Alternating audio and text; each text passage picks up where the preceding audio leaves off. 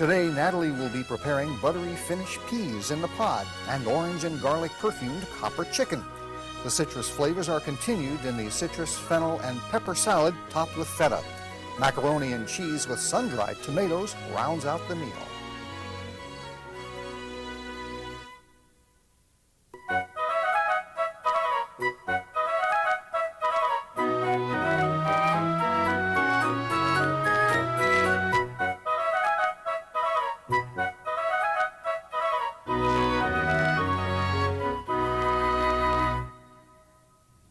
Hello, I'm Nathalie Dupree, and today I'm going to do something that I like to do in almost every series. I'm going to roast a whole chicken, and this is a beautiful copper chicken.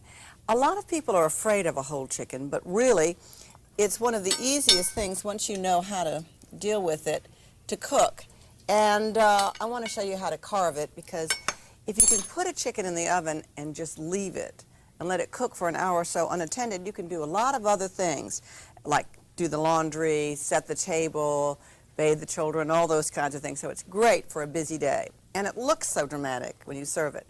First thing that you want to do is to grate your orange. And I'm just peeling this with a potato peeler right here. And then I'm going to chop it up a little bit. The main thing is that you don't ever want to use the white of the orange in a dish like this, because this will make it bitter. So that's it. Next, you want to peel your garlic. And there are many dishes calling for stuffing a chicken with 40 cloves of garlic, where you eat the garlic. This particular garlic is not geared to be eaten. You could if you cooked it longer, but in order to eat the garlic, you really need to cook the garlic until it's soft, and this doesn't wind up with it quite so soft. So go ahead now, take it, give it a swack there, and the peel comes right off, and that's it. You want to leave it whole, though. Go ahead and do that. Now, you want to mix together some salt, some freshly ground black pepper, there you go, and some paprika. And I'm just going to rub the chicken with it. This is a raw chicken, and let me just see if it has, usually it has some innards in it, and I like to show that to you, but this one doesn't. Usually it comes with a package in it of giblets and maybe the heart and maybe the liver, so that's important. And then just rub the chicken with all of this, and put it on a board where you won't stain the board if you can, because it will leave a little stain sometimes. That paprika gets a little dark and will stain it. And try to get it nice and even all over it. And first I was supposed to brush it with oil. Where did I go? Here it is. My butter kind of got goopy, but it would stick a lot better if I had brushed it with oil first and then rubbed it with like that. Obviously, that was my first mistake in life, and it might happen to you, and if it happens to you, it's not the worst thing that'll happen. It'll just stick a little better if you had brushed the whole thing with a little oil or a little butter. Now, stuff the chicken with the orange peel, the garlic, and the bay leaves. And you know, you really don't have to grate that orange if you don't want to. You can just take a potato peeler. That's really fine too. And a little rosemary, I'll add that too. You can always take a potato peeler or a little knife and just thinly peel it like that if you'd like to, and put those peels in there. It just depends on what time you have. Let's add some rosemary. Here's some beautiful rosemary. And you can use dried rosemary if you want to. This is a dish where it really doesn't make much of a difference. Now, most of these recipes call for trussing, which would mean to take a lovely needle and go through one side and out the other, and through this side and through the other. And you can do that if you want to, but it's a little effort, and people seem to be afraid of it. So I'm just going to tie the little legs together, and I have the wings pushed under so they won't flap out. What you're trying to do when you truss is to get everything to cook evenly, and you don't want those legs to kind of look like that, because they look a little vulgar, and they bake like that. So so it doesn't cook evenly. But this way, if you get it trussed, it's almost like a package. So put it in there. Add your stock. Not quite an inch. Just some stock around there to keep it moist. Put it in the oven and bake it or roast it at 400 degrees for about 1 to 1.5 hours until a meat thermometer registers 180 degrees. I just want you to see that I'm washing these paprika laden hands that have also been handling that raw chicken. You need to be sure to do that. Now, you want to be sure that it's nice and cooked when you enter a thermometer in the thigh of the chicken. That should be really 180, but at least 170 because it goes up 10 minutes it goes up 10 degrees as it sits 10 minutes. So you've got it on a cutting board or someplace. I'm going to just turn this over and move it out here. I had moved it out earlier so I could handle it. Also because I wanted you to see these juices. You can add more stock to your pan if you need it to make your sauce, and you want to get your heat really up and boiling on this juice so that it will boil and boil and boil to thicken, and it'll boil down and reduce until it looks like that. You need to scrape the pan a lot. That's called deglazing. When you add that chicken stock to there and stir it around, that's called deglazing. But I'll come back to the rest of that sauce and show you that. Now here is my chicken, and I'm just going to cut off that little trussing string there. You might want to get your chicken a little browner. Sometimes our camera doesn't really do a true brown, and so sometimes we tend not to cook it quite as much as we should, but untie that. Now it's so easy. This chicken's kind of built just like you are, more or less, but you don't have any giblets. And you just take and you put your knife by the inner thigh right here and pull it until it snaps, and you can see that it comes right off. Now ideally you could cut up there with your scissors or a knife and do that. Okay, now here we go, and let's go ahead here, take this, snap it again, pull this out, and I'll just show you how you can cut it. Now you could cut it one or two ways. You can cut it up the middle of the backbone just like that, or you can just cut up right here. But you want it to be the same on both sides. And I would like this just a little crisper, but you don't want to lose this lovely piece. So that other side had part of the backbone in it, and it had that nice oyster there, but I'm going to tuck this oyster under here. Okay, now you go back, and there are lots of different ways that you can do this. I want to have this look like a chicken, so rather than jointing and cutting it here and here, it's just a different way. It's a different way than you usually see. And there are no bones here. In fact, I should pull off this just so you can see what I'm doing now. If you wanted to eat these garlics, you could add these to the pan and then boil it up until they're real soft, but I'm not going to do that. All right, just pull off the bone so you can see where I'm going. You can see that I'm not cutting through any bone. When I cut through that way, I wasn't cutting through any bone, and it just snaps right like that until you get there to the pulley bone. You would cut it the other way where you could see it, but I just want you to see it from this side. All right, here we go here too, and that just pulls right off, and then you can pull off that wing. Once again, if you do it with you can do it with your knife or your scissors, and if you want to, you can leave the whole chicken breast whole like that, or you could cut it in half, and I don't know if you can see that, but it would be a very pretty presentation if the poor guy hadn't lost his wing. Well, let's see, how can I do that? There he is. Poor thing. But anyway, it makes it look like a chicken that way, and that's a very pretty presentation. Now you can pass your sauce separately. This will boil down to look like that. This is a little darker because the chicken that it was cooked with was just a little darker. I have that underneath to show you if I needed to. But then you always want to freshen it up. Now you can make this chicken ahead of time and reheat it in the oven until it's nice and crisp, flat on a sheet. This is a much moister chicken, I find, than pieces. If you want to tidy up something like this, use a paper towel and a little salt, and a damp paper towel, that'll clean that up very nicely. Hopefully you won't be leaning over to sauce your meat. Isn't it pretty chicken? When I went to Finland, I was knocked out. I was knocked out with the freshness of the food. And this dish particularly fascinated me when I heard about it in Helsinki, because it's an old-timey dish for there, and you can use it as an hors d'oeuvre or a vegetable. You use the tiniest peas possible. The sugar snap peas work very well with this. You can use snow peas in it, but it doesn't work the same because they're so little. They're immature peas in there. So you bring a large pot of water to the boil, and add all the peas in their pods, and in this case it would be the sugar snaps, and bring them back up to the boil and cook them uncovered 20 minutes, which is a very long time for a pea. But you cook them in the pods, and then you drain them and you refresh them under cold water. That stops the cooking, which is what's happened here. Then you serve them with melted butter, and when you're ready to eat them, this is so delicious, you dip the whole pod in the butter, and then you slide it through your mouth, like an artichoke leaf, and you discard the pod. Or, if you use these snow peas, you can eat the whole pod, sometimes eat the other.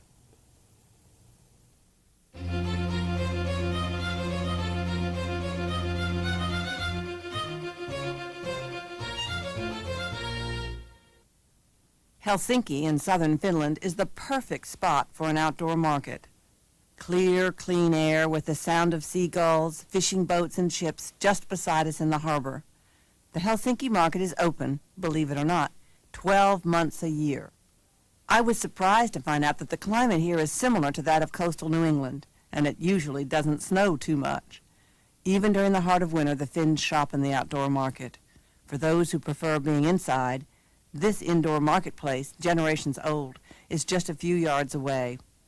Just look at the wonderful array of fruits and vegetables available. I was in Finland in late August through early September, near the end of the busiest Finnish growing season. The beautiful tender vegetables at the market are all from Finland. The growing season is short, but the long sunny days manage to coax up the vegetables that have stayed in the cold, tightly packed soil for so long. This sudden growth and the long days of the midnight sun results in some of the tastiest, most delicate vegetables found anywhere. They are picked when they are at their most tender stage, and I was lucky enough to sample quite a few. The merchants in the market come to set up 6 days a week. The market is open from 6 in the morning to 2 in the afternoon, and in the summer, reopens in late afternoon to catch the after-work crowd. Just look at this selection of mushrooms. Chanterelle, Rucola, Boleti, Morel.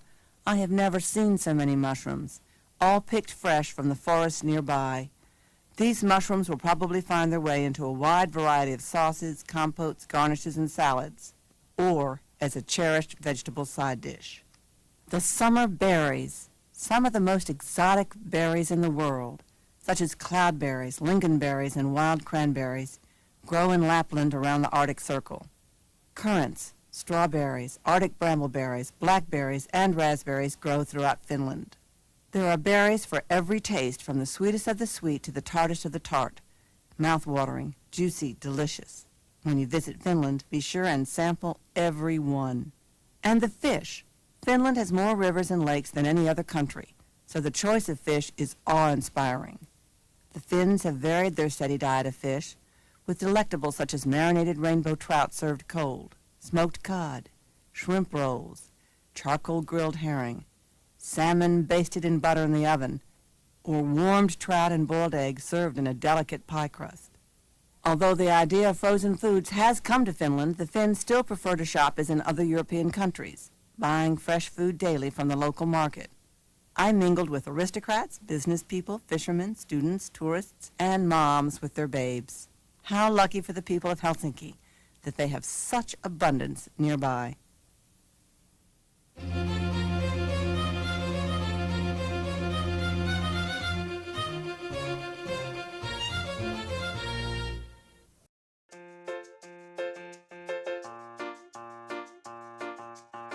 For nearly a century, Le Creuset's colorful French cookware has been a favorite in kitchens around the world. From its bold finishes and uncompromised quality to its easy-to-clean materials, the brand's range of iconic products are as easy to use as they are to love.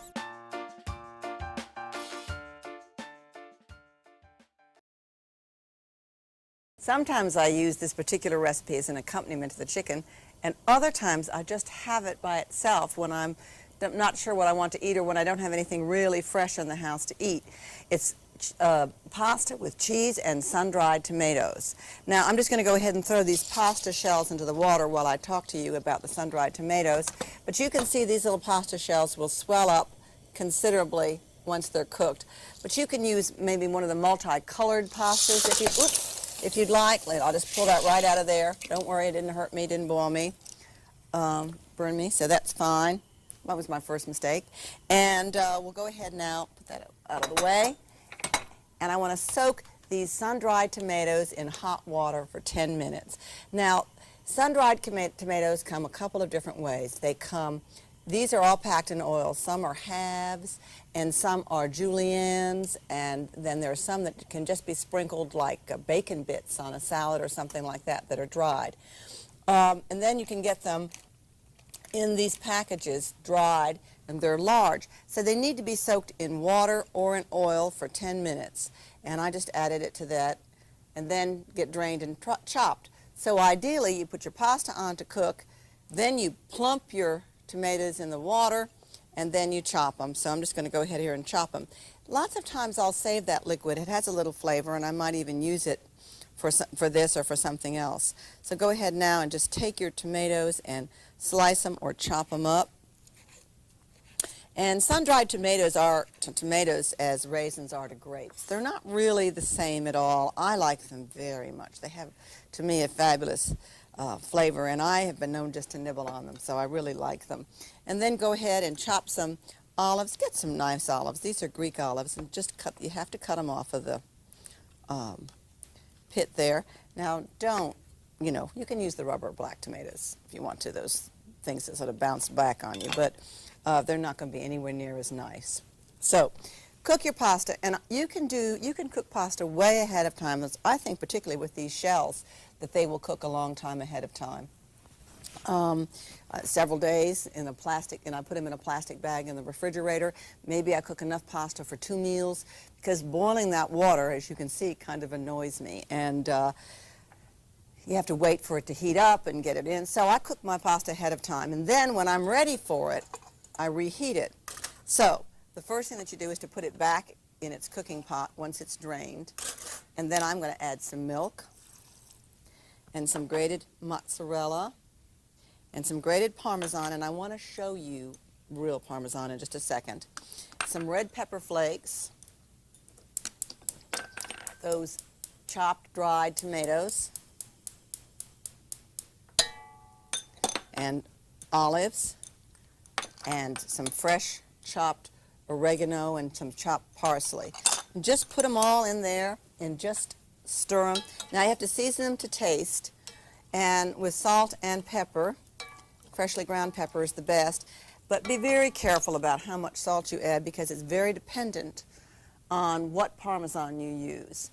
A little pepper. Then you just stir it over medium heat until the cheese is melted and the pasta is heated through. It doesn't take much time, and not much more heat will be needed if you've just cooked the pasta, but if you've used it the day before, you can do that. Then you just take it, and you can eat it like this if you're really hungry. Butter a dish, and this is the butter that's left over from a stick of butter, and I just put them in the refrigerator, and then when I need them I pull one of them out, and that way I don't waste anything. And just put this into your dish, and top it with your dry breadcrumbs, and you could add a little more butter if you wanted to, or save some of that butter to mix with your breadcrumbs if you think that you want them to look a little moister. At the times I just leave it out, because I watch just adding extra butter like that. And you bake it at 375 degrees until the top is golden, luscious brown. It takes about 20 minutes, and here it is. And that's easy. Now here's a citrus, fennel, and pepper salad. I've dropped one of the grapefruit on the floor that I was going to show you how to do. But go ahead here. It's chopped with feta. It's really a lovely dish, and you put your grapefruit and oranges into a large bowl. Let me just show you how to section grapefruit. And there are a couple different ways to peel grapefruit that I'll tell you about some other time, but the first thing to do is just get that first slice out. Now you hold your hand right to the membrane and get your knife up and get the next one. Slice right next to the membrane and go back and get the next one. And that's the way you do all of this. And then and you can do the same thing with the orange. Go ahead, slice in, slice out. Ooh. get the first one out. Sometimes the first one's harder. Down here, pull this membrane to you, and then slice the other way, or if it's reluctant like this one is, and actually whenever you show it on television, it doesn't want to do what it's supposed to do, and do it there. Now let me go ahead and show you how to slice and core the fennel. This is fennel. It's also called anise or finocchio, and it's very Italian, but I love it, and you can find it in your grocery stores a lot, and I find myself being the queen of fennel. I love fennel. It's one of my favorite things. Slice off that little bad part, and then just take and slice your fennel. I don't use this middle core. Cut the core out, although sometimes I have been known to nibble on it. So at the very beginning when you start it, it's hard to get to that core, but as you slice up, the core gets easier to push out, and it gets easier to remove the outside edges. So do that, and as you get further up, it's also more tender. You might tend to use it. So slice your fennel bulb. Save the fennel fronds. You can even dry them, hang them in your kitchen and dry them and put them over fish. Here's a roasted red pepper. Go ahead and roast it. Put it on a baking sheet until it turns black all over, just like this one. And then you peel it and tear it, getting rid of the seeds. And once again, I save some of that juice, but you see how black that pepper is. It's really charred. Sometimes I do it on top of the stove too. And then you add your red bell pepper to the bowl. Halve and slice a red onion. Let me see where my nice knife is here. And cut it in half, slice it, and you're just adding all these colorful things to it. You can leave something out if you need to. Leave the tip of your onion on so that you can slice it when it'll hold together when it slices. And you can slice your onion one of two ways. You can slice it across like that, which is pretty, or you can go ahead now, if you wanted to, and slice it up like this. It just depends on the look. It's a slightly different look for the really finicky. So go ahead and do either way that you want to and add that to your bowl. Just slice it very thinly. Now go ahead now and mix some nice olive oil, which is already in this bowl. You may not be able to see it. Some lime juice, a little grated lime peel. I'll go back and show you how to do that if I have time. A little chopped garlic, and I'll show you how to do that if I have time. And some green onion, which I will also show you there. And then toss it all together here with some feta cheese and season it. Do this. And then season it to taste with salt and pepper. I'll go ahead and I'll add a little feta right on the top. It's very pretty, and I love it. It's really good. You could add your green onions on the top too, because that would be pretty as well. There they are, coming up to the top. I'm going to just add this feta here. Or you can see here, I just waited till I got the whole thing in a bowl. Now, cover it tightly and refrigerate at least an hour. And so when I do that, I usually just toss it with the feta, and I put it in a plastic bag and leave it in there, and then I put it in my bowl and top it with the green peppers. And then, of course, if you wanted to cap this meal with something really lovely, like in Finland, when I was in Finland, I was surprised. First of all, I saw reindeers, and I ate reindeer, which made me a little squeamish, but it turned out it was terrific. It was like eating lamb. And but I must admit, I'm never going to show it to you on television. I'm never going to cook a reindeer. But here we have different berries. A lot of these were available there, and some of them, the cloudberries, were even, they're beautiful. But berries and whipped cream are just a lovely, simple, elegant ending to this kind of a meal, and you just serve them with whipped cream. I'll just, while we have a little time, show you a little bit about how to, the different ways that you can peel and slice and grate green lime, and just take your lime and go very carefully here and get none of the white and scrape off the white to be sure you don't have any of it left, and then just chop it with your knife like this, or you can julienne it very finely and chop it like that. It's a great meal. I hope you enjoy this. This savory meal started with an unusual appetizer, Finnish peas in the pod. The main course was copper chicken, roasted to perfection.